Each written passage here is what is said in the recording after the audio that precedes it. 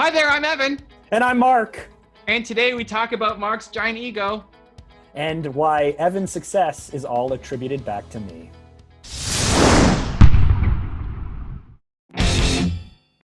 Okay, we're recording. Yeah, I'm at 350 squats today. Already? Yeah. Does that make you proud? I got up at 7 in the morning. What time did I get up? Hold on, are you out of breath because you just did another 50 squats? Yeah. Every time I go to the bathroom, I do 50 squats. So I'm at 350 for this. I've gone to the bathroom 7 times today.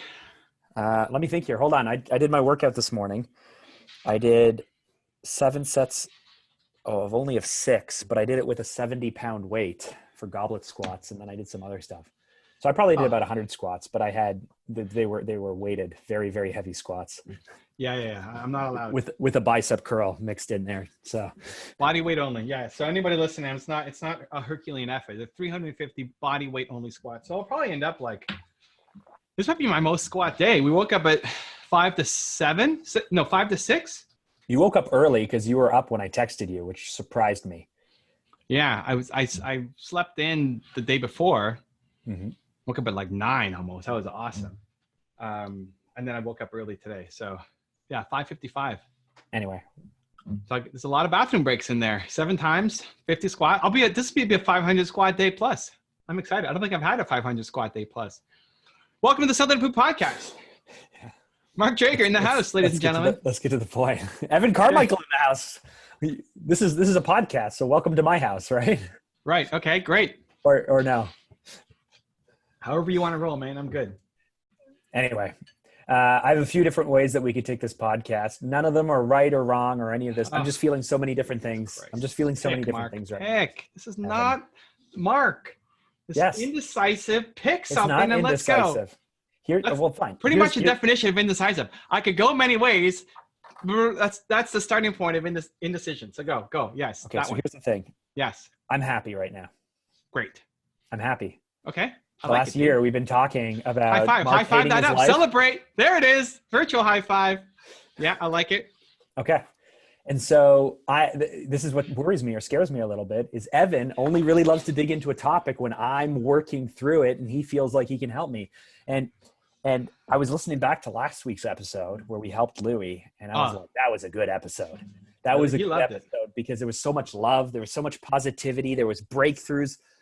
The last bunch of months of Something to Prove podcasts have been really heavy. Really? People liked it though. I mean, on the YouTube version, I sent you the comment, people liked the episode that you hated. Well, of course, because you're just it's us hammering each other, so they're uncomfortable and they're heavy But you thought nobody would listen and nobody was watching, and it was just meandering or something. But people liked it. At least that people like it. Well, thank you.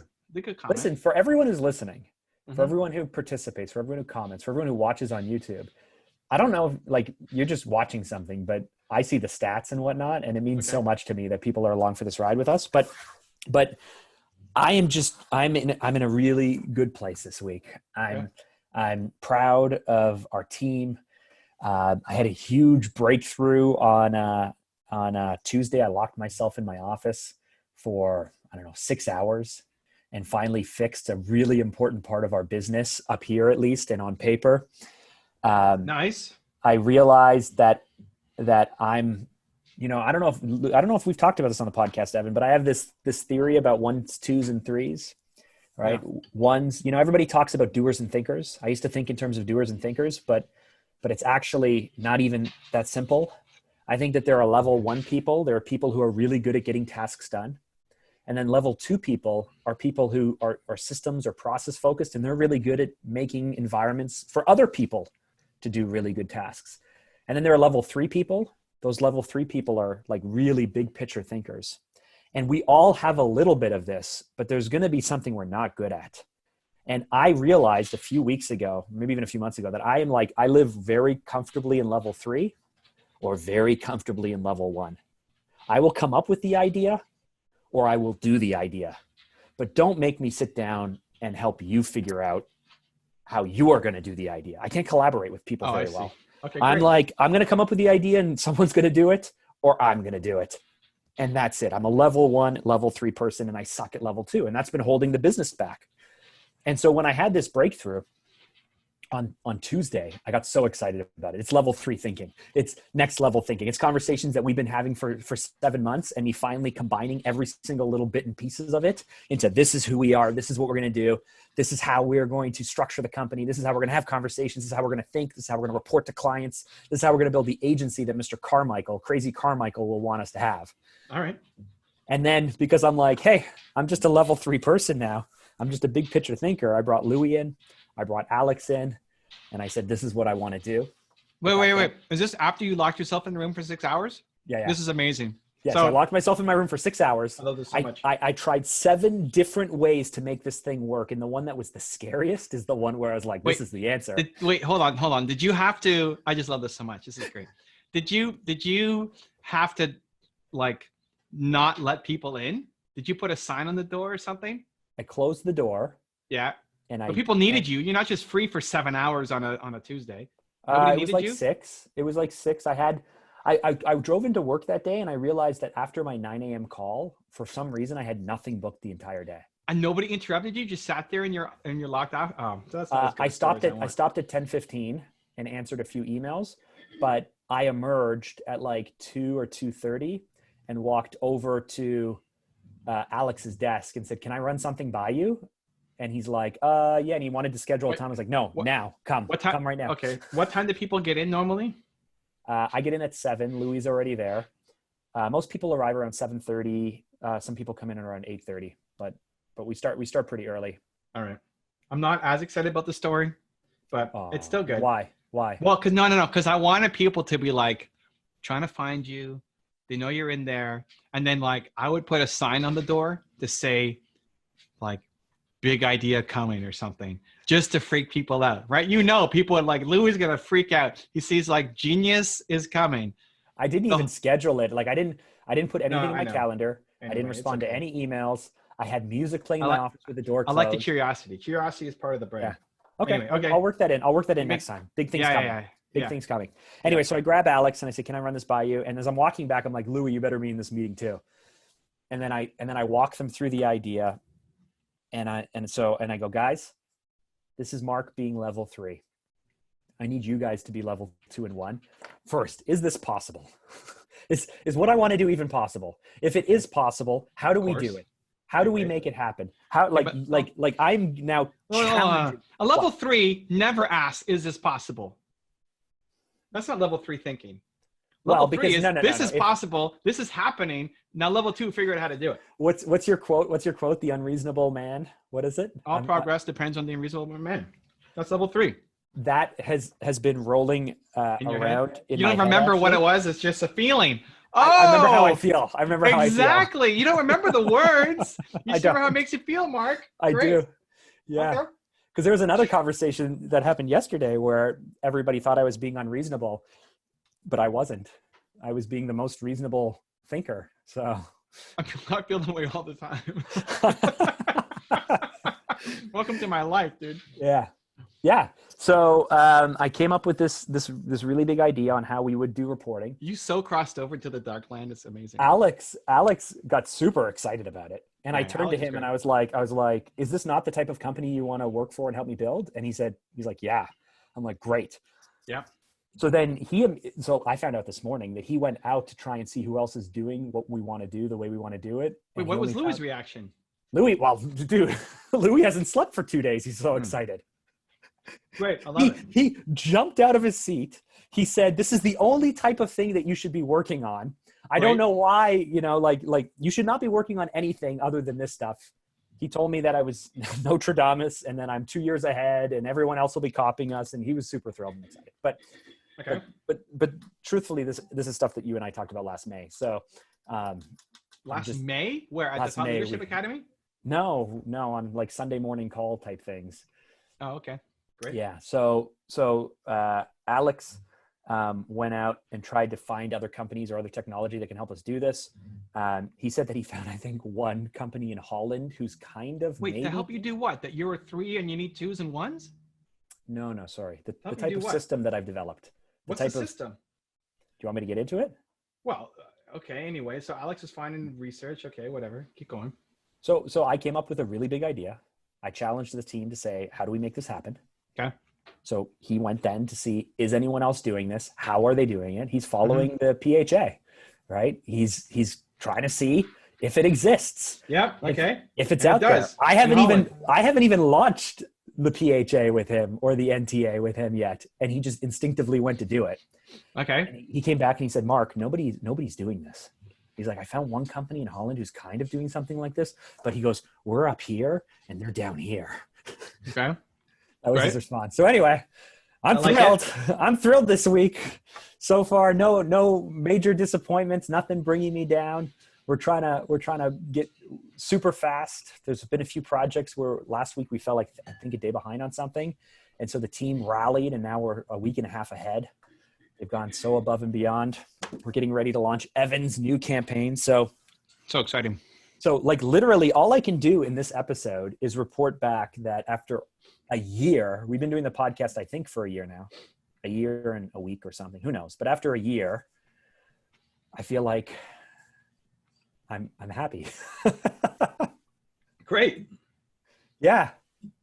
Thank you, Evan. And taking credit for my success, right? Oh, do you want to tell that story? No, you go ahead, Mark. Oh, well, okay. So this last night, Mark has crossed over. Mark is so crossed over. I have crossed over because last night, this makes me feel really bad. But anyway, last You're night. Fine. You love it, dude. You love it. You love it. Don't lie. You send me your presentation from Brendan Bouchard's high performance mastermind group in Puerto Rico. Bouchard. Not Bouchard. There's an R in there. Bouchard. Anyway, Brendan's BB's. I call him BB. Yeah, well, his URL is just brendan.com. So yeah.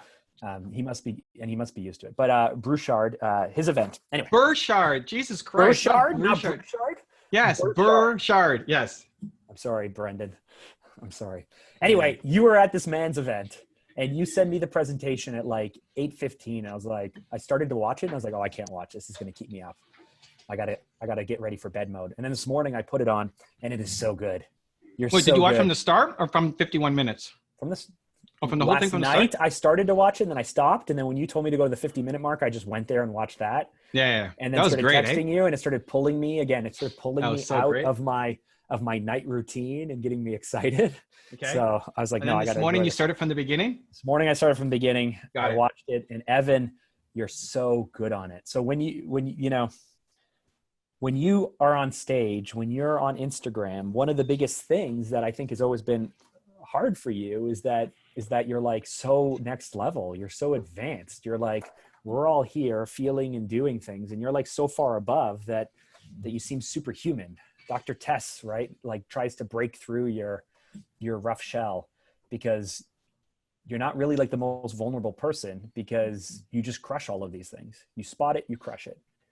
And on stage, you're so good and you're so vulnerable and it seems authentic and you open up about your insecurities. It seems authentic. And you do it in a really great way. And then you have all of these people are giving you reasons and excuses that I've given you for a year. And you give them answers that you've given me. And so a little part deep inside was like, No, hold on. What was read your Facebook message. Read the face. He asked me if he can share it with his team, and I say yes. And then what do you say? Well, deep down inside, I was like, Evan is this good on stage right now because he spent the last year on this podcast with me. That's what I was thinking. Right. But What did you write? I read, I showed you how to speak to scared people. I feel like that. No, sorry, that was the time before. I feel like a year of training Mark Drager was what you needed to be more 8-lane highway. 8-lane highway is a analogy we're using about how to reach more people. But look at that. Mark Drager taking credit for my success. It's very Evan thinking. I love it. It's true, right? Like, and I've noticed it in Nina too. Nina does that too. Like Nina will take credit for things that I do. And I love it. Like, I think it's great. I think you should feel like you make a difference and that you matter. And that when your friends are winning, it's because you were there. Because I was a part of this, it's having success. I think that's actually an extremely healthy mindset, as long as you couple it still with the humility. So yeah, I look at that as like, who is this person? This person's so crossed over now. Mark Drager from a year ago would never write that. I mean, listen, Jack and I attribute like my daughter's success in going into an art program in high school to you. So I think, we talk about how other people need, don't have or need Evan Carmichaels. I'm doing air quotes for all the listeners, Evan Carmichaels in their lives. So yeah, I watched that presentation and I've seen your other presentations, but you were so good and you were so on. And I was just like, this has to be because of the year of beating the crap out of me. Come on. Has to be because listen, now it's definitely, Mark is definitely a piece of that. Now don't walk it back. Don't walk it back. Give this to me. Come on. No. I'm not giving it to you. This is when I say I'm 2%. I'm 1%. Evan is there you go. Half of 1%. I say half of 1%, but I'll own the half of 1%. Yes, you're definitely half of 1%, Mark, and that's success. But I like that you defaulted to thinking that way. Because most people will see that and say like, oh, wow, like, look how good he's gotten. And then I can't do that. Or you reflect back on your life and say, well, how much have I grown in the past year? Oh, not a lot. And you start beating yourself up. Like that's the default for most people. You default to a comparison mindset, as opposed to you're looking at your friend crush it and say, I did that. Him on stage, that's me. Right? Yeah, how ridiculous is that? That's exactly how I think. I think it's the best. I think it's the healthiest mindset of all time. Can we add to this mindset? Yesterday when we were texting about me being wrong and you being right, or I pointed out that there was a mistake and you said, Mark, you're right. And I said, I love hearing that. I love hearing that. That's so good. And you're like, no, I hate it. I like being told that I'm wrong. Okay. And then I thought about it for a moment. Well, I don't know. This was you. I thought about it for a moment and I thought, you know what, Evan, you are right. I should be wrong more often because when you're wrong, you can grow. Okay. Mm-hmm. And I said, Evan, you're right. And your response was, oh, a little piece inside me just died. What's up with that? Like it's okay to be right and feel good about being right. And it's good to embrace being wrong. But you go so far as to say you don't even like to be told you're right. You would rather be told you're wrong. I love being told that I'm wrong and they're right. Like I would love for Mark to come in and just fix my market and say, I would love for anybody to come and look at anything I'm doing and say, man, that's embarrassing. It's so wrong, right? Like I lead with, tell me why I suck. Tell me why my thumbnails suck. I love, like, if you can fix my thumbnails, boom, I'm applying that across 6,000 thumbnails, right? So people will tell you that you're wrong, but they don't know what they're talking about. Okay, awesome, great. But like, if you actually are right, it's like saying that you're wrong doesn't mean that the other person's right. Like if Mark is right on something and I'm wrong on something, that's awesome. Cause I was about to go do that wrong thing and stay there forever. Hearing that I'm right is great, but I already know that I'm right. Right? Like, dude, you get a certain, this is a very bravado energy today. Cause I've been doing hangouts and podcasts and like just crush it. Like this is Evan in the zone all day. Amazing people, great vibes. And like reading people's minds and telling them what they need to do is like, how did you know? It's like, and I just want them to keep going. Like, I don't need the accolades for like, you're so right. Awesome. What are you going to do? Right? Like, I don't need to, I know I'm right. I already know I'm right from the second you sat down and started opening your mouth. Like, what are you going to do now? That's what's more important than hearing that I'm right. Like, are you going to go and call that agency that you've been sitting on 10 years of not doing it? Right? It's just like skipping the accolades and getting to the action for them. Yeah. See, that's interesting because so like in sales, like I have been doing, if someone wants to ask me some questions about producing the most effective video, I have had that conversation thousands of times over 16 years that I literally can jump ahead to the answers. And I think as experts, we get that way where we get you spot the 3 red flags, you understand what you're doing. You think if you ask one more question, you have the answer in your head.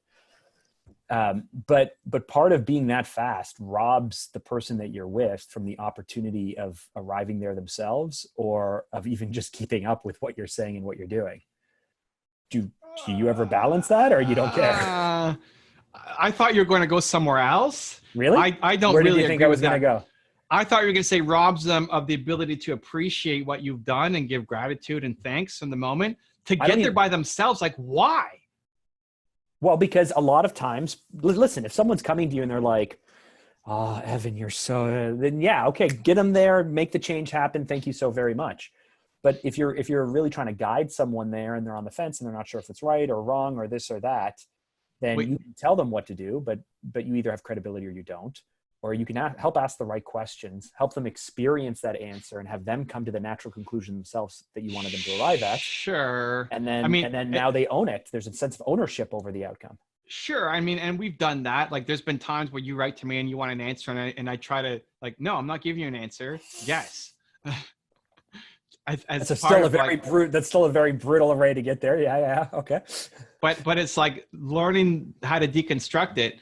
But I guess it's something like you're slowing down the process so that the person can learn on their own. But I would only do that in like a long-term mentoring process, or like if that's the thing that they need to understand.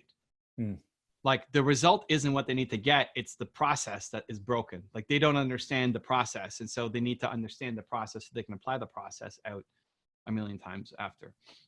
I don't remember where we were going with it. Great. Nina wanted us to make sure that our segments were much more packaged, that we didn't go on to the next thing before the previous thing. I just follow what you say. And then she just challenged me earlier this week and said, Mark, why are you so resistant to change? That was her email to me. Oh, dude, I didn't read all the thing, but Nina was typing it as she was like, this is so amazing. See, that's a new level of confidence. From Nina? I could not listen. Here's the thing with Nina that either she needs to understand, maybe you need to understand, maybe I don't understand. Her tone is super hard to read based off of how she writes.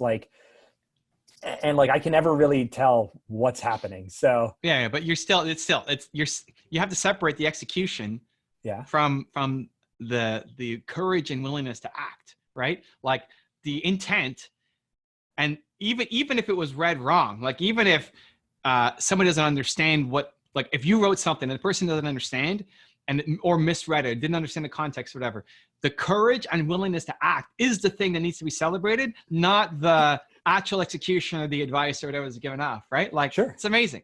We're creating confidence everywhere. We're in the confidence belief building business. That's it. It's happening. It's finally spreading. We're making it happen. I love it so much. Okay. Ooh, did I tell you, did you watch my Instagram story this morning?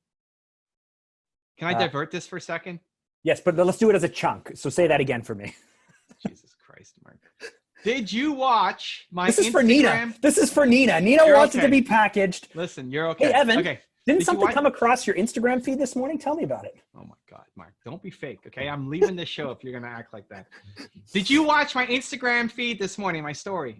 No, what was it about? Okay, this is great. So, Jesus, Mark. This is just a running joke now. Yeah, so you just killed the package of it. So I'm going for a swim this morning, and this idea strikes me that I'm loving.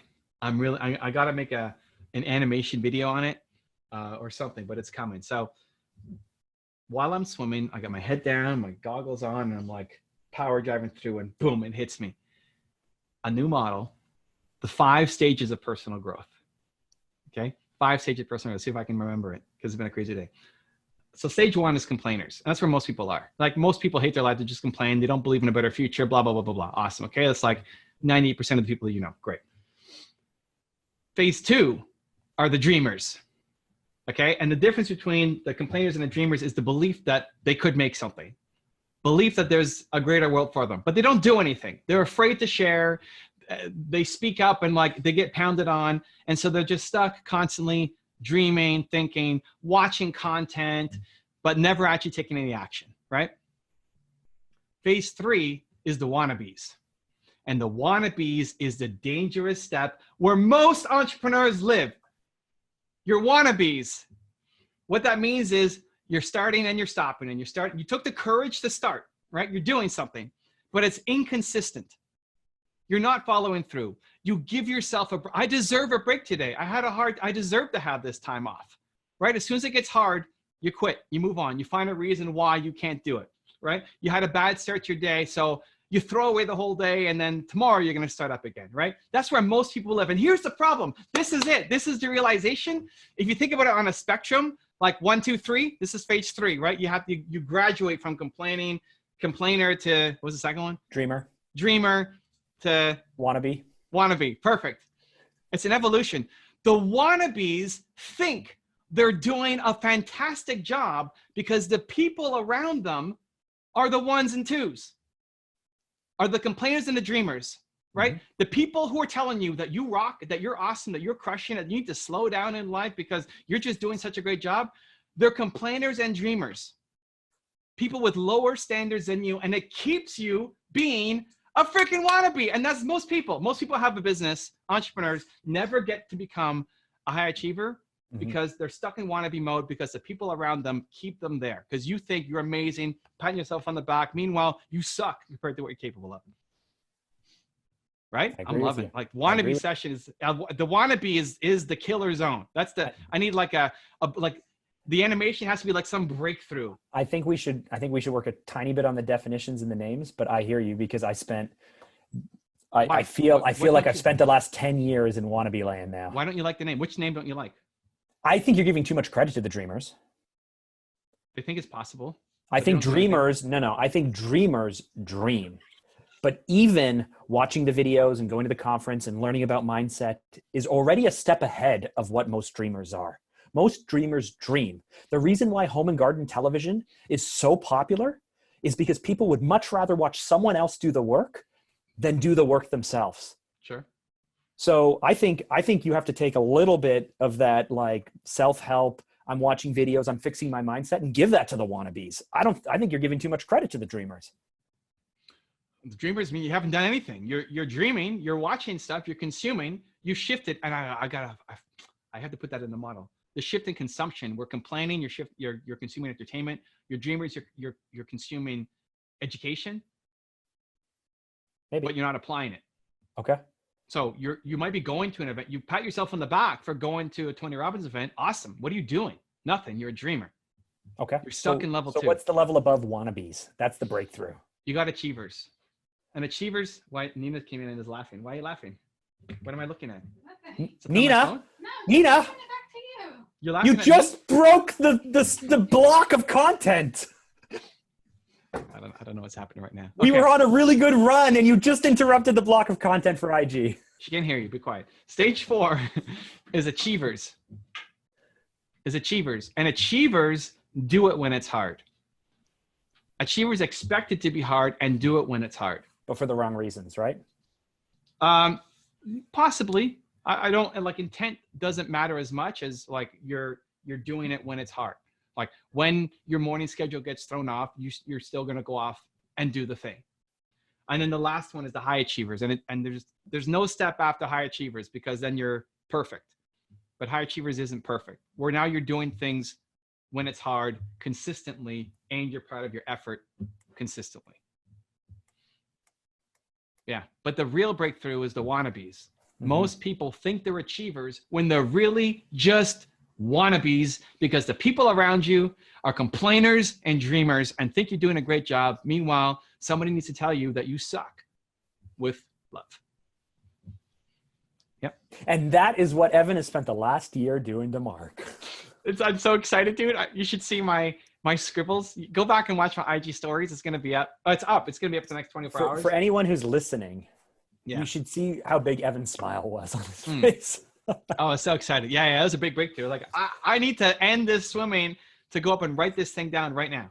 Hold on. But so this is really key, right? Like you might just give this to an IG post. It might become No, I got to make it a video. It's but it might be part of your damn the Doritos. It might be, this is like a tool, a thinking, a breakthrough that'll become part of your mix. Yeah. But last week we had a question where someone asked, how do you write a business book? And the response was really great because we were talking about it but it became down to like, you have to live it. You gave a great answer where you spoke about the fact that you have to come up with the idea and you have to work with some people and you have to take some learning and then you have to tweak it and you have to work on it for a year or 2 years. You don't just sit down to write a business book. You have to live it. Yeah. What we just watched, you swimming this morning, thinking about this, getting out of the pool, scribbling it down and being so excited to soft pitch it to me or whatever. This is the kind of stuff. I wasn't thinking that, but okay. Well, yeah. I took it that way. Okay, great. Evan running it by Mark. Evan running it by Mark to see if it's good. That's basically what we're doing right now. Wow. Kanye in the house, ladies and gentlemen. Okay, keep going. I'm blushing actually now, but this is thought leadership. This is like that you have this idea, you're fleshing it out, you believe in it, you're excited about it, you're going to use it. Maybe it'll go somewhere, maybe it won't. I think all of us come up with these things and then we don't act on them. We don't create the extra piece of content. We don't put it out there. We just quelch it. Because you're a dreamer. Stop being a dreamer. Or post one little thing and stay stuck in, what was the third one? Wannabe land. See, here's the problem I have with your names. So the complainers makes total sense to me, but doesn't seem as dangerous, sinister, or negative as it really is. The dreamers, to me, has such a positive connotation. I think people don't dream enough. I don't think that they dream big enough. The wannabes doesn't sound as negative as I think it should be. Like, I think it should be toxic is like level 1 is like toxicity. It's like killing you. It's eating you. Level 2 is only slightly above that, right? That's like your names. And then achiever and high achiever don't seem amazing enough to me for how truly extraordinary hitting those levels really is. I like my names, but I'm open. Yeah, I'm just giving you feedback because you asked to run it by me. I said it more to kind of brag on the podcast than to actually run it by you, but I'm open to ideas. Well, it was really good. I liked it. I love it, dude. I love it. I did it and then I messaged Alex. Go watch my Instagram stories. My Alex. Okay. Yeah, my. Well, go watch my Instagram stories. Yeah. Go watch Instagram. It's great content. I love it. I'm going to talk about it more. It's going to be part of what I do. You have an amazing structure that now the trick is, how do you pull people from level to level to level? How do you pull them along? That's why I showed like what happens in the gap. What was the third one again? The wannabes. Wannabes. To move from wannabe land, you have to stop letting yourself off the hook, right? Not throw away your day if one thing goes wrong. Okay, those were your examples that pull people out. Okay. Right? Stop telling yourself that you're great because the dreamers and the complainers tell you that you're great. Yeah. Like, these are the real problems that prevent people from actually going off and building something. I love it. Those are the practical steps. Yeah, I love it. I was thinking right before you ran this by me, before you soft pitched this to me just a few minutes ago, I was thinking about how, this guy. Do you like this version of Mark or no? I do. I think it's great. Okay. Because listen, honestly, here's what I think. This is client version of Mark. This is the version of Mark that most of the world sees. That's not true. No, that's not true. No, the podcast sees Mark being like broken and terrible. This is not client version of Mark. This is a different version of Mark, because you're still, when you're client version of Mark, you're boldly telling them what they need to do. In this, you're still playing. Part of you believes it, but a part of you is like, this is just a show, right? Which is fine. You try to like, I'm going to respond. It's fun for the audience. No. So here's the thing. I actually believe this. The part of me that makes me blush is I feel a little uncomfortable for believing it, but I believe it. And I want you to believe it all the time without feeling uncomfortable. I'm not saying it. Well, that's hard for me. No, I can live if you watch that presentation, I can live in the land of, I'm so scared to be here, because I also know that I'm a rock star and can crush any of their questions that come up, right? So giving advice, knowing that you are amazing, allows you to have the humility and the vulnerability. So most people can't handle that mindset. Most people, if you like, if somebody on your team or your wife or whatever, some person from high school, some old person from high school now has gone off and crushed it, and you tell them, you know why you crushed it? Because you knew me in high school, right? I'm not there yet. No, but like, or you sent an email 5 years ago to them to push them, and now they're off crushing it. You could take credit. But if you say you only did that because of the email I sent you 5 years ago, right? You know that, right? They're never going to give you, it sounds so egotistical, they're never going to give you credit, but I want you to think that way. Like, I think that way. I never vocalize it except to some people who can handle it, but it's how I think. Like, if the people I talked to today went off and crushed it, I know that I had a part. definitely what I did was the push. Like the Mark Drager you see in front of you is a big part because of what I have sculpted over the past X years. A huge part. Yeah, but I believe it. But saying that out loud to other people, but most here's people the can't level handle I'm it. at now. I've just crossed the last week and a half into this level that where if you work with me, for me, around me, or come into contact with me, Yeah, it's or hear my name. Yeah. Okay, great. It's a gift. It's a gift. No, not only because of me though, but because of those who influence me. Like I'm like the gateway to Evan Carmichael. I'm the gateway to like Louis. I'm like because I've become so comfortable with what I suck at, and I'm starting to surround myself with people who are so extraordinary at what they do that I'm not good at. Mm-hmm. That literally just knowing me, being around me is a gift, because all of you that shape me will funnel through me to them. Sure, but I how it sounds is you just knowing me is a gift. It is. Right? Go tell 2018 Mark that. It's like, who is this guy? Dude, I know that this is crazy or whatnot. And I really like, I still think of myself as a pretty humble person, but what's wrong? Yes, I'm a humble person too. Okay, good. The gym that I'm a part of though, the fact that I go to that gym, I try to show up 15 or 20 minutes early to give people the opportunity to talk to me. Yeah. I think that's because most of them come in and they go 5:30. And I go, 5:30? Yes. You got up. You got here. There was a snowstorm this morning. This is amazing. No one else showed up. We're part of an elite group. Let's go. And so I try to get there early to give them that, because I feel like me being a part of the gym is a bit of a gift. Can I ask you an important question? Uh-oh. Here we go. Yeah, what? Do you feel like nature might be counteracting you at some point? No, Mr. Carmichael, no, not yet. Do you want to explain that callback to a year and a half ago? You can go for it. So the first time that I flew with Evan, we went down to Tony Robbins in November of 19. Most people know the story, but we're flying in and we have just the worst turbulence, just terrible turbulence. And the plane is bouncing and it's shaking and you get very, very, very airsick. And I guess you get both seasick as well when you're on cruises and stuff. Yep. When you I didn't get super sick, but anyway.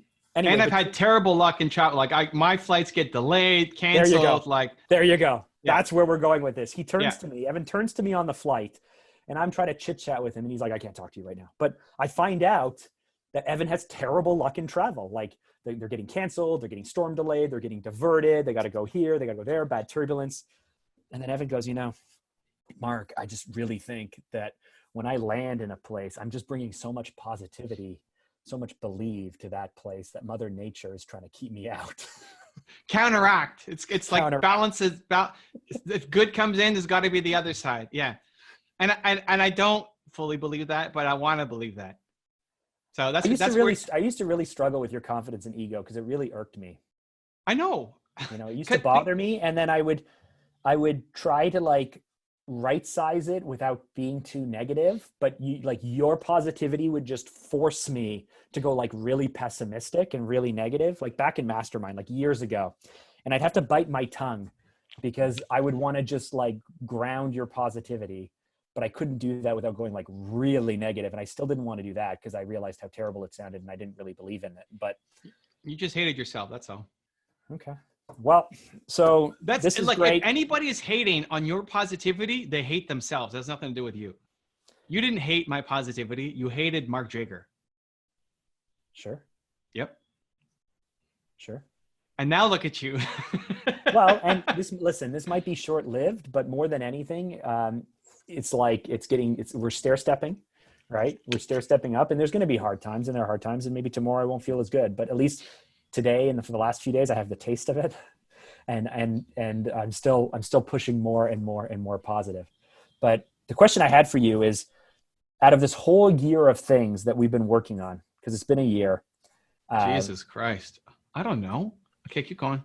I was going to say, what do you think are the 2 or 3 real breakthroughs that really led me to becoming more Carmichael crazy? I don't know, man. I don't look backwards. What kind of question is that? Well, but the reason why I want to try and point them out or pull them out is because they might be the next few steps that other people who are in my position or are still in my position would take. I would start with the willingness to explore and say yes. To Mark's tagline of think big, be bold, and say yes. He does the say yes part pretty well. Thank you. and did at least for like this all started with a trip that I was taking in the desert and said, hey, Mark, we should start a podcast. And if he didn't respond that day, and then we record an episode that night in wherever I was, New Mexico, I think, like this podcast wouldn't exist. This wouldn't happen. If he said, let's do it next week, like, okay, whatever. And then we forgot about it and it wouldn't happen. Most likely. Right? So how many people are willing to jump and say yes and do it, even though we don't have the gear and whatever usual excuses people come up with why they can't do something, right? That started the ball of this, podcast adventure. You know that you probably don't know. Maybe you don't even remember. You know that I've been telling you to do a podcast for a very long time, and never really bold enough or brave enough to ask you to do one with me. That's why I think big, for be a bold, year and a say half, yes. I think for a year and a half, I was saying, Evan, man, you should do a podcast and you should be like this and you should talk more. And maybe you find a host to be with you or whatever, like always, but never feeling confident enough or bold enough or strong enough to say, we should just do this together. He's still working on the think big and be bold, but he's saying yes. That's what I started with. Maybe even before that, the willingness to share your struggles in the mastermind group that led to the Tony Robbins experience that said, hey, I want to help, Mark out. Because we weren't as close for sure back then. And that led to me emailing my contact and saying, hey, a friend of mine is going through a patch. I think maybe the Tony event would be helpful for him. Mm-hmm. Can we get some tickets? Right. And that cascaded. So the willingness to share your struggles with, I don't know what you're hoping for, probably not like, hey, I'm going to get the answer here in this group tonight, but the willingness to at least share with people what's going on. So that started earlier. That was 2 years ago, 3 years ago. I don't remember. It was a year and a half ago. That was the September before Tony Robbins. Great. So a year and a half ago, then saying yes to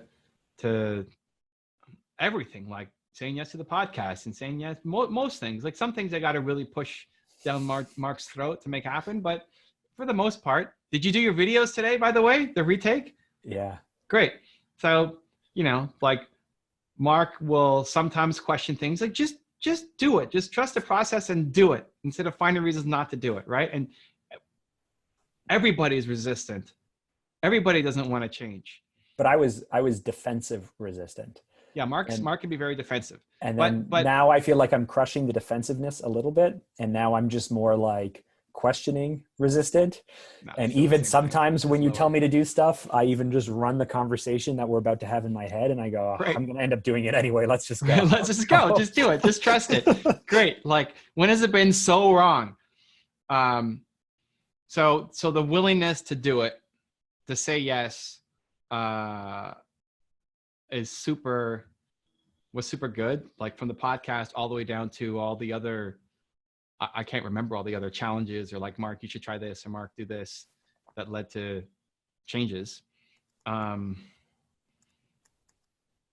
else? I mean, over the past, I think also you like taking care of your physical health has made some shifts, like seeing whatever the conversation in your mind is around health and how you look at yourself and all that. Like there's been this, if a year and a half ago was a starting point, like the last 3 months have been more like take the escalator instead of just climbing the stairs. We're still climbing, but we're getting there faster. We're trying. Honestly, though, I think team, if I'm thinking about it, man, Mark had some toxic people around him that were like really limiting the growth of the business, but also just the not toxic, like negative, just not bad people, just not what he needed to be around, and removing some and replacing some, and getting and trusting into people and having like an amazing team. Even as he shared this story before, having Louie and Alex to come share the idea with, and they both love it, and they're both not sleeping and going and doing the research. It's like, it's such a great vibe to have, instead of you're just this crazy 3 and you got all these people around you who look at you like you're nuts and don't want to do anything anywhere outside their normal job description. So the internal changes as well with like the people you've made at your company, I think have been a big win. Yeah. There you go. 3 things. Yeah. Thank you. Thank you. So Jack, I asked her to listen to the really tough podcast that we did. The one where, where you really pushed me, and I was open to being pushed, where I was surprised at how reactive or defensive you felt with me pushing you. But because again, another situation where you feel you're right and you're frustrated, and you helped me, and it's a great outcome. But I asked Jack to listen to like 7 minutes of it. I was like, hey, can you listen from this to this? Because we kind of talk about you and we're putting it out, and I just want to make sure you're comfortable with it. Oh, okay. We talked. Okay. But actually, I had already released the podcast. But Mark. But we were going to put that clip on IG on your channel. And Nina said, will Jack mind? And I said, I don't think so. But anyway, I said, can you listen from 15 minutes to 21 minutes? And then 2 days ago, she's like, yeah, so listen, I listened to the whole podcast, other than the last 3 minutes. I was like, I only asked you to listen to 15 minutes to 21 minutes. You didn't have to listen to the whole thing. And she's like, oh, okay, I didn't read that. I listened to the whole thing. I was like, okay, so what did you think of it? Okay. And she's like, Evan was like, it was really hard on you, and I don't understand why you're listening to him. And it wasn't negative. It was just literally like, she hasn't listened to the last 65 episodes of the podcast. Yeah, sure. She doesn't know anything that we really talk about. She just sees the outcome of me changing my life. And I didn't have an answer for her. I was like, because he's Evan. And she's like, yeah, but, and I was like, I literally did not know how to describe it. I'm like, I couldn't say he's wearing my skin. That doesn't make any sense out of context. I couldn't say, I was like, cause he knows me and he's rooting for me and he loves me and he's pushing me. And I don't know. Like, I don't know why I'm listening to Evan. What? Yeah. I don't know. I don't have words. But right. Okay. That's the other crazy thing is I don't know how to describe. It doesn't matter. You don't have to describe. I don't know how to describe it to people. You know why, Mark? Because you're a feeler. Is that why? I'm running out of words. I can't describe it. It's a feeling that I get. Yeah. I used to be like, not only did I used to be really hedge city, and I still hedge a little bit, but actually you've gotten way better at the hedging. That's true. I used to be really uncomfortable at even sharing stuff with people. Like sending someone like a heart emoji, like out of thanks or something. I would never do that. I would never tell people I loved them or that I appreciated them. Like in a way, like I would say things in my own words, but I was like super, super guarded and super hedge. And that was actually a big breakthrough. It was just, you could talk about the health, of course. We could talk about, all of these things, but I think a big part of it was just becoming a lot more comfortable being who I am and wanting what I want and sharing with people what I think in like honest ways. We haven't talked Hedge City in a while. I don't know if I don't know if I hedge as much as I used to. Yeah. We started this episode with a hedge. We could talk about this or like, Jesus, Mark, but I used to yell at you for Hedge City. It's like, come on, stop hedging. Everything is a hedge. Your videos, your every conversation. It's gotten. Because I don't like to offend people. It's a default assumption that you're going to offend people. Yeah. Because I know that was a limiting self-belief. I've been told in the past that I'm a very direct person and that I'm too direct. So I would try not to be so direct. And I did a bad job of that. I was told that I was too egotistical and opinionated. So I would try to what are you laughing about? I want to find those people who said you were too egotistical and then like introduce them to you now. It'd be amazing. Have them listen. My wife is one of these people. Like, like Jack's grown a lot because we talked about that. Like I've grown, she's grown. She's grown, in her own ways outside of huge. And it's just, oh my God, crazy. Huge. Dude, man, you don't even know. Like, so she's decided that she wanted to be an actress and she went and got a singing coach and she's been a part of musicals and she was awesome, dude. She was part of her first play in Pride and Prejudice where she was cast for a lead role for her acting skills, not for her dancing skills, not for her singing skills. It's not a musical, just for acting. And I went and saw the play, I think on the second night, because I realized I was going to see it with the kids like 3 weeks after opening, and all this time was going to go by, and we wouldn't have anything like in common. Like I wouldn't know who she's talking about. I didn't know the play. I didn't want to wait 3 weeks to share that with her. So I bought a ticket for that night. I went out and saw it just alone.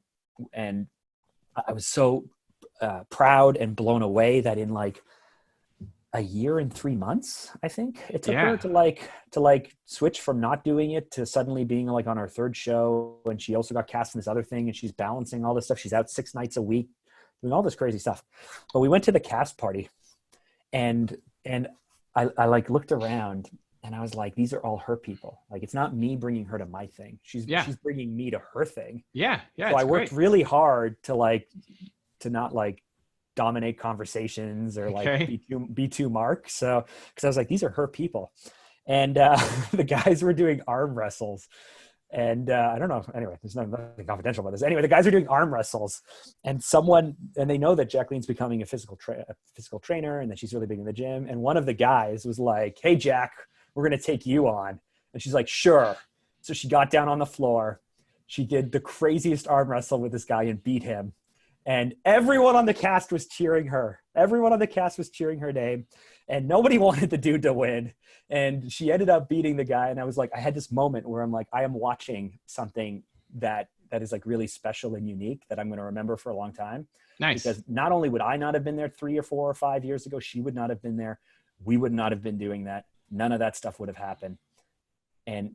And it's like, I feel so happy and grateful, like big picture macro, with what we're doing and where we're going and how things are going, that like, I just don't know. I'm just like, I don't know what to do with it. Is this how you live all the time? Okay. So listen, a couple things here. One, you can take credit in that, right? You helped do that. That's Mark Drager work happening. I give credit actually to Evan. So 2, go back after this is done, and watch the video of you telling that story, because that's what you need to do in your YouTube videos. Okay. That whole like Jacqueline story is a great story, and the delivery was awesome. That's what you need to, that's how you tell your story. Your 3 sentences, all that. The story, that's the story. The lesson isn't there at the end, but the delivery of the story is what you need to do. That's the actual natural Mark, not the stuff you've been sending me. Okay. So just so everybody knows, Evan's actually been helping coach me on my YouTube videos to get them better, stronger, faster. Yeah. Stuff. Guys, that even the podcast listeners, that last story was really well authentically told. So that's great. For like, clip it and go back and watch it again, and then try to be that when you're filming the next time. Seeing Jacqueline, you know, she went from being a stay-at-home mom of 14 children and like always like, how long has she wanted to do something, acting or musical? For 3 years, she really struggled to feel like she didn't have a direction or purpose. And here she is, like, often questioning it and posting on her Instagram and sharing her stories and arm wrestling dudes. Like, it's amazing. She's going to cross over soon. She's going to have her crossover moment. Yeah. I'll clip this and send it to her. She's going to, 2022 Jacqueline is coming back looking with a smile on what's happening right now. Yeah. Okay. So what do you do with that? I don't know. I don't remember what the question was. I remember how I feel. I don't know what to do with it. Yeah, great. You're so sucked into the dark zone now. It's happening. This is it. Mark has more than crossed over. It's happened. Welcome. Let's bring more people. Join the tribe. Something to Poop podcast. I'm telling you, you mentioned this one thing in your Puerto Rico thing where you called yourself like Crazy Evan Carmichael. And I was like, oh, you missed the opportunity with just Crazy Carmichael. Like, I feel like that could be a new nickname that sticks. Crazy Carmichael? Doesn't feel right. I'll call myself Crazy or Weird Duck or something like that, but Crazy Carmichael doesn't feel right. Maybe. I don't know. Right now it doesn't feel right, Mark. Special kind of crazy. Oh, for sure. Yeah. Oh, it's a compliment. I'll take that as a compliment, but it just doesn't feel right as something that will stick, part of my branding. So I know that this will wear off, but I'm enjoying it while I'm feeling this way. And well, the question I had for you when I said, what do you do with this, is like, is this the way, like, you spend more of your time feeling happy and content than you do feeling uncontent, right? That's the goal. Happy, yes. Content is dangerous. Content can be complacency. I was doing on this. So Brendan Burchard has me doing his planning thing every day, and at the end of the night, you got to score yourself on different things. And yesterday, I crushed what I was doing yesterday, but I didn't get everything done that I need to get done, right? But everything I did get done, like I'm super proud of the work that I did. Then I got to the end of the day and it says, well, I forget what the question was, but like, what could you have done better? Mm-hmm. And as I'm looking at it, it's like, I don't know, like nothing, it's all good, right? Like, man, I crushed that webinar. It was so good.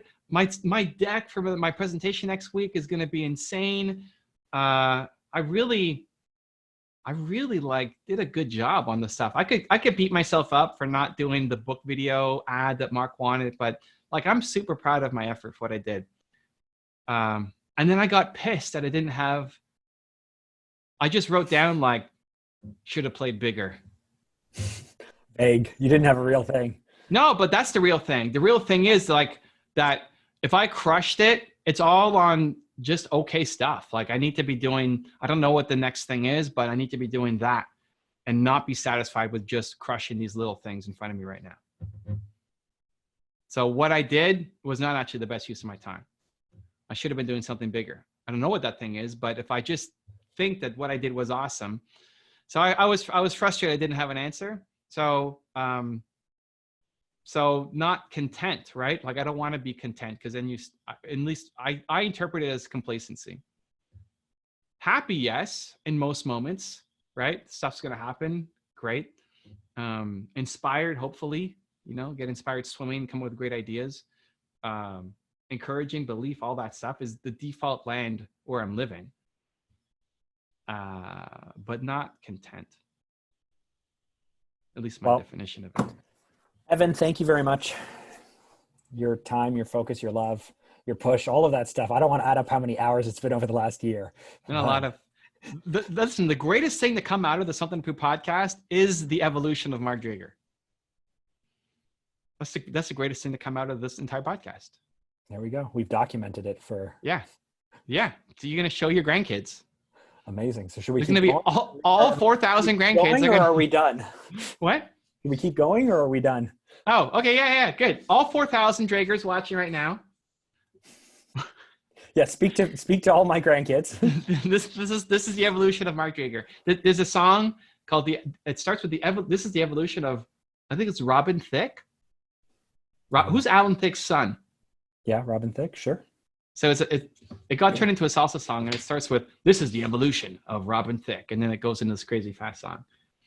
This podcast actually should be called The Evolution of Mark Drager. No longer the Something to Prove podcast. It's the evolution of Mark Drager. And everyone else can also evolve too. And as you evolve and learn anything, Mark Drager's taking the credit from you. You're welcome. If you want to see a life-changing conversation that I had with Mark Drager's right-hand man, Louis, you have to go watch the video right there next to me. I think you'll enjoy it. Continue to believe, and I'll see you there. And on this episode, we talk about feelings, emotions, and troubles, and challenges, and doubt. A lot of doubt.